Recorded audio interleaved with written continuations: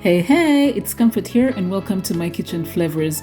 Today I am so happy to share 3 cold sandwich recipes that anybody can make at home. They're affordable, they're very easy to make, and they're perfect for a quick snack. So keep watching!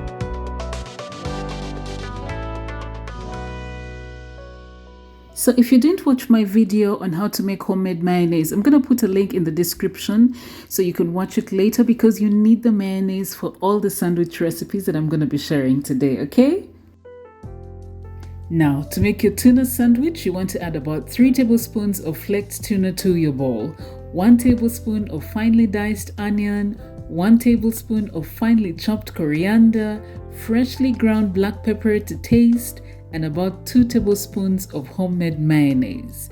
You want to mix all the ingredients up bulungi until the mixture looks just like this.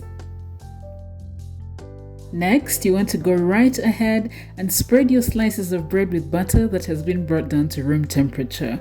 Then you want to spoon a good amount of your tuna mayo filling onto one side of the bread and spread it around just like you see me doing.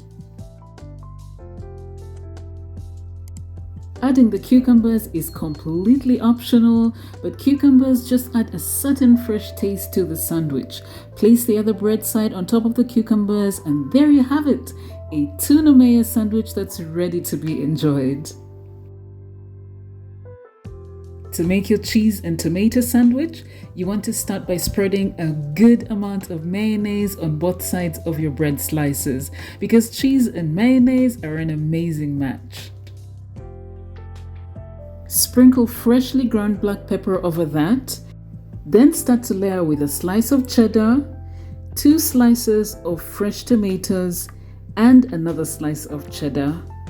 Cover that up with the other bread slice and voila! Cheese and tomato sandwich ready in 5 minutes!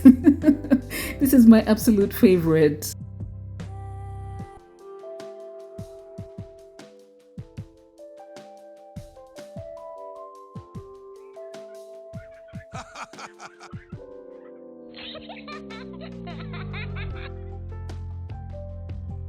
Lastly, to make a veggie mayo sandwich, you want to add any kind of diced vegetables to your bowl, okay? I used lettuce, capsicums, carrots, and chopped parsley leaves. Go right ahead and add your mayonnaise, some freshly ground black pepper, and some salt to taste. Mix everything up like you see me doing until all the ingredients are nicely incorporated.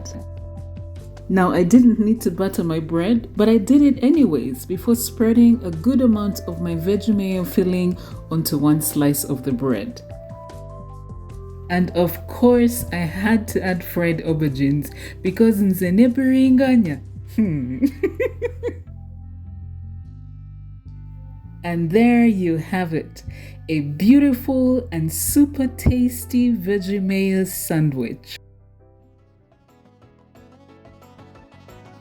I hope you enjoyed these easy mayo-based sandwich recipes so much that you will partake of them in your homes.